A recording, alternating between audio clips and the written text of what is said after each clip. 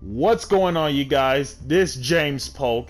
11k points reached, and when it comes to the 40% of you guys voted for Amazon and Synchro, the deck did way too well to my liking, and my representation of matches between loner and non-loner decks.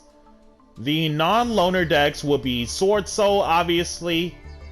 And if you guys notice that Token Collector is not on my list, it is due to the fact that I literally have no space to fit the card into the deck, and I don't want to make it become super bricky as it already was. And more importantly, the loner deck representations is actually a tie between Red Dragon's Resonators and Goatees.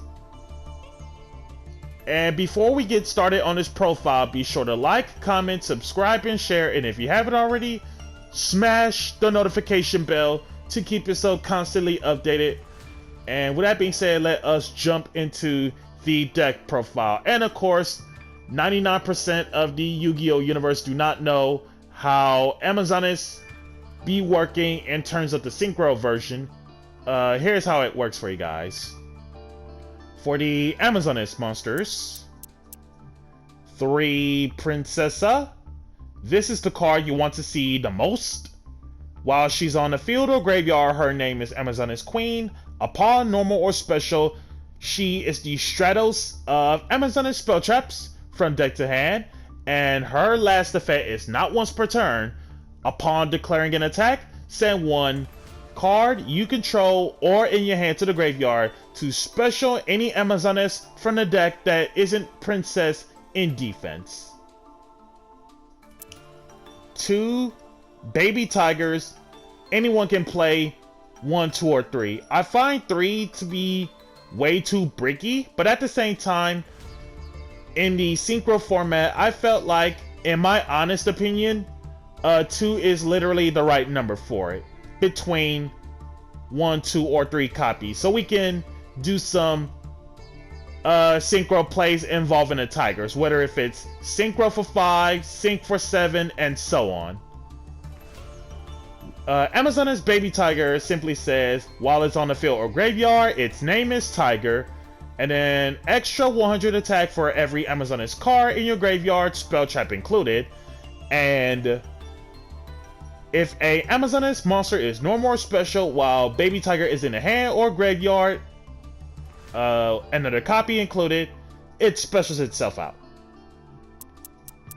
To Amazoness Spy. When it comes to Amazoness Spy, same concept as Baby Tiger, anyone can play 1, 2, or 3.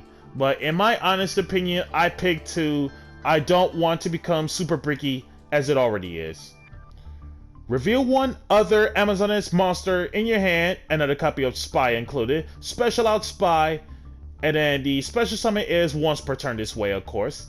And then upon being destroyed by battle instant to the grave, target 1 Amazoness monster in your graveyard except Spy. Either return it to the hand or shuffle it back into the deck. The battle destruction is not once. For the other Amazoness monsters I play, Swordswoman, Fighter, Paladin, and Sage, as well as 1 Big Queen. Big Queen is super simple. Amazoness monsters you control cannot be killed by battle, which of course she comes up most of the matches around 80-85% of the time. Swordswoman, your opponent takes all of the damage instead of you in battles involving Swordswoman, while Fighter basically says you take no damage from battles involving Fighter. Paladin buffs up 100 attack for each Amazoness monster you control, self included, super simple. And then Sage, which is my favorite. At the end of the damage step, if this card attacked and is still alive on the field, target 1 spell trap your opponent controls, kill it, as in not once per turn. And then more Amazoness cards for you guys. Amazoness Spellcaster. Target one Amazoness monster you control and one face-up monster your opponent controls. Switch the original attacks amongst each other until the end of this turn. Amazoness Village. Amazoness gain 200 attack boost. Nice. Once per turn, when a Amazoness monster gets killed by battle or card effect and sent to the graveyard, special one Amazoness monster from your deck with a level less than or equal to that Amazoness monster in the graveyard. Amazoness Fighting Spirit. This card, I believe, comes up only once or twice throughout the whole entire event. If your Amazoness monster attacks a monster with higher attack, extra 1000 attack during damage calc only. 3 Amazoness Call. Basic. Take one Amazoness card, spell trap included, that isn't call, and either add it to the hand or send it to the graveyard. During your main phase, you can banish this card from your grave, target one Amazoness monster you control. The turn you do this, no other monster can attack, but that targeted monster can attack all monsters your opponent controls once each. And then Amazoness Traps. 2 willpower, it is your Call of the Haunted for Amazoness. Its battle position cannot be changed, and it is forced to attack if able to. And then its side effect is basically the same as the last 2 offering a text. If it leaves the field, kill it, or when the monster killed, the trap card gets killed. And then 3 onslaughts. Once per turn, during the battle phase, no matter whose battle phase, special one Amazoness monster from your hand, and if you do, extra 500 attack until the end of this turn, even if it leaves. After damage calc, if your Amazoness monster battled an opponent's monster while it's already face up, you can banish that opponent's monster, non-target, not destroyed, not once a turn, too many times to count when it comes to battle Amazoness. And then if this card on the field gets killed and sent to the graveyard, target one Amazoness monster in your graveyard specialist. So this is your monster reborn of Amazoness in your graveyard, not once a turn. And then for your Inca engine, 2 Ascator Dawnwalkers and 2 Supe Duskwalkers. Both of those share the same thing, which is during the turn you use their discard effects, you cannot go to the extra deck except Synchros. Obviously, it's Synchro Festival, so we are good to go from that side effect. Ascator Dawnwalker specials you 1 Fire Ant Ascator, while Supe Duskwalker specials you Supe. Both can be specialed from hand or deck, and the only way to do it is discard 1 card. Speaking of which, 2 Fire Ant Ascator, courtesy of Dawnwalker.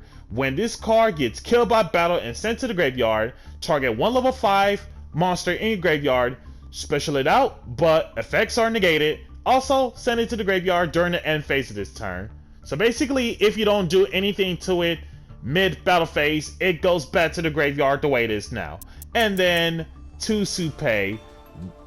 When this card is sent from field to the graveyard by a card effect specifically, special 1 Oracle of the Sun from the deck, and if you do, double its attack, also return it to the hand. Obviously, no Oracle of the Sun. The card is not necessary anymore because now that we got Dawnwalker and Duskwalker out, this engine makes it so that you can sync for 6, sync for 8, like it's no tomorrow on your first turn or like a couple turns. And this engine can also make hot red, which is insane. And then for the rest of your other tuners slash engines, Adhara, the Earth Tenyi. Basically, it's only there for the no effect monsters to specialists. If you see this as part of your open game whether if going first or second, always drop this first. Madoche Penixesor, this is the card you want to drop next because obviously no monsters in your graveyard. But the thing is, you want Adhara to go first from hand to field, followed by Madoche Penixesor, just so that that's already a synchro play for 5 like it's meant to do. And obviously, Penixesor says if you have no monsters in your graveyard, special it out. And then if this card in your possession gets killed by an opponent's card and sent to the grave, shuffle it back. So basically, both Adhara and Penixesor, it's basically one-time use throughout the whole entire game state. And then you also have Junk Synchron.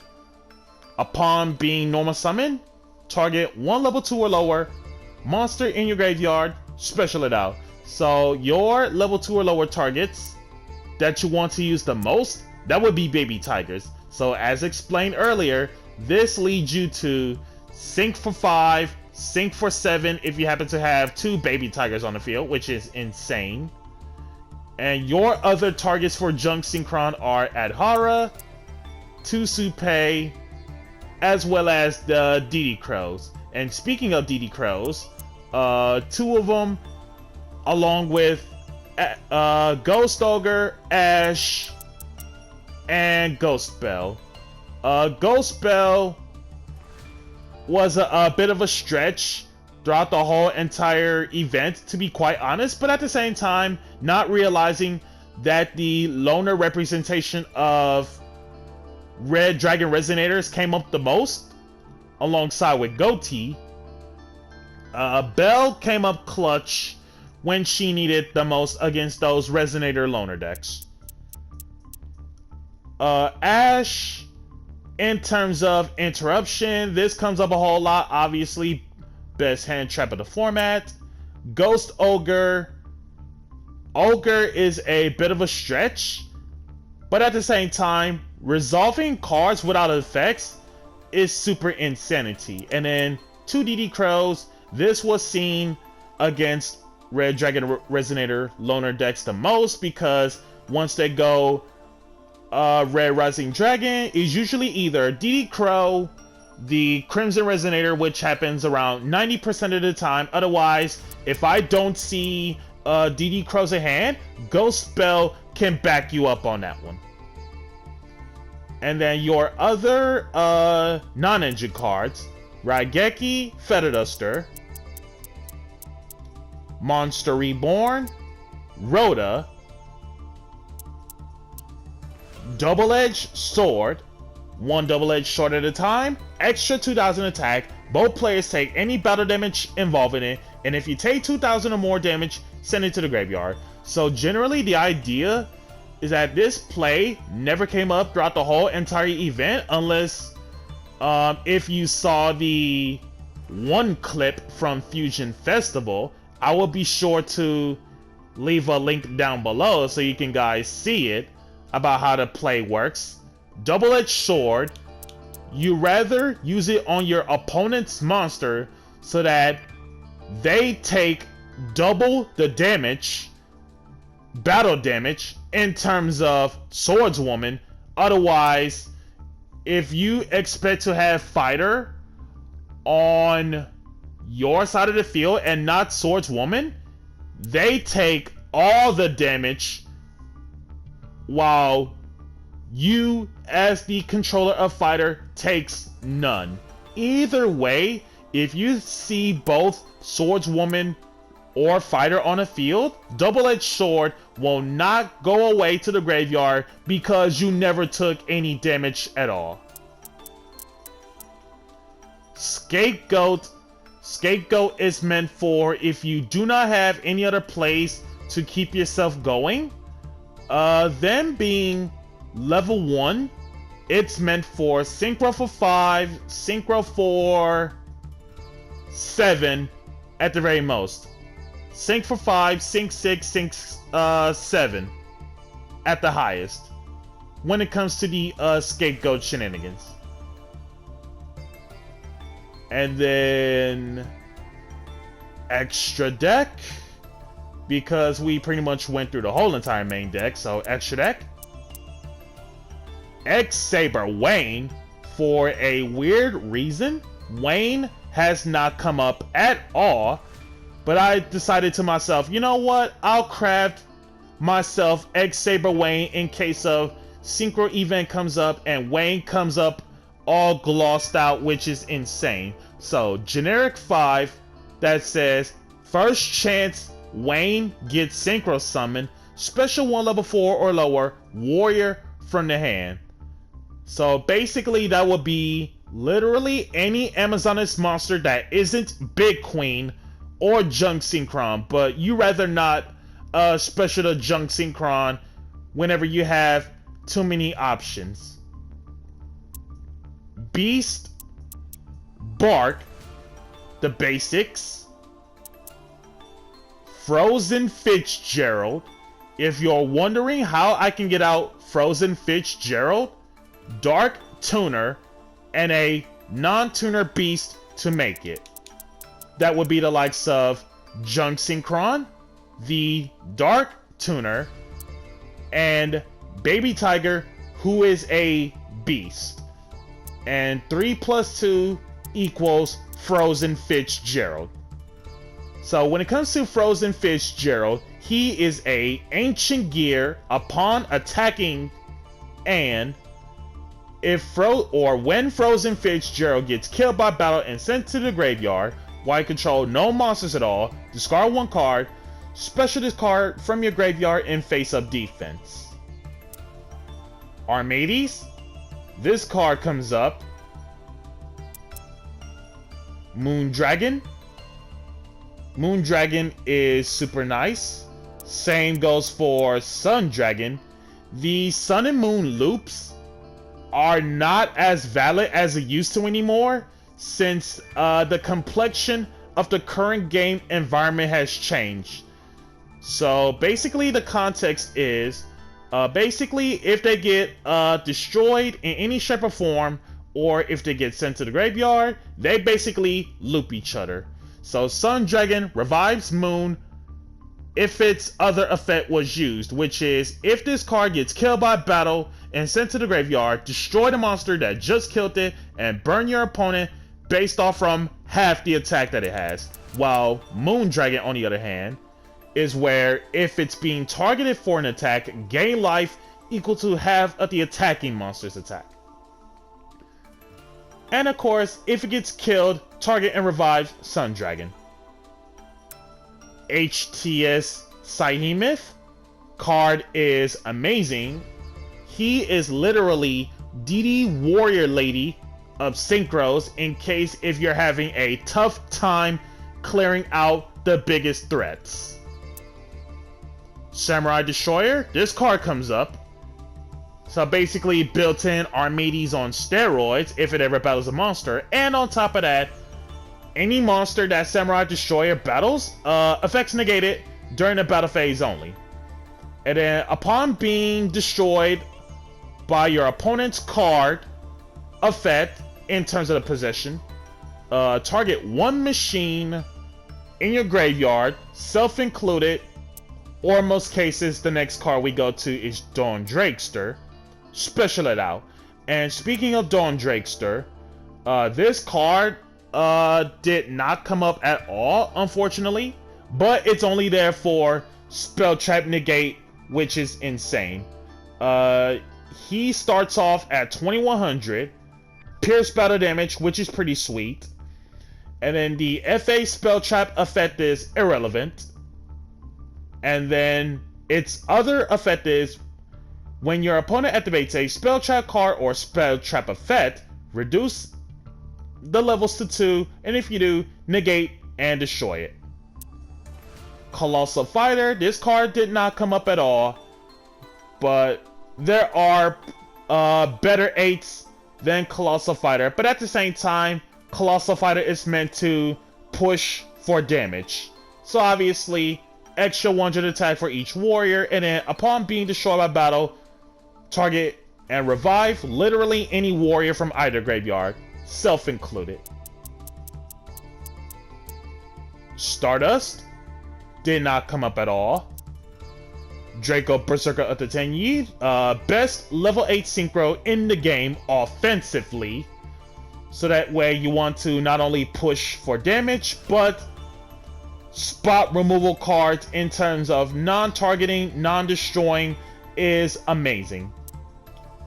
Ram is only good as a level 8 Synchro, and it's only there to clear out all face-up cards like it's meant to do. The case is, if this Synchro summon card gets killed, destroy all face-up cards your opponent controls.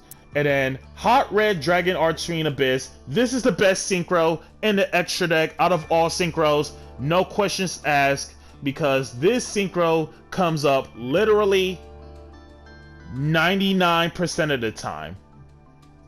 And obviously, Omni negates, and when it does battle damage to your opponent, as in do not let this hit you, this lets you revive literally any tuner in any shape or form from your graveyard to your field in defense.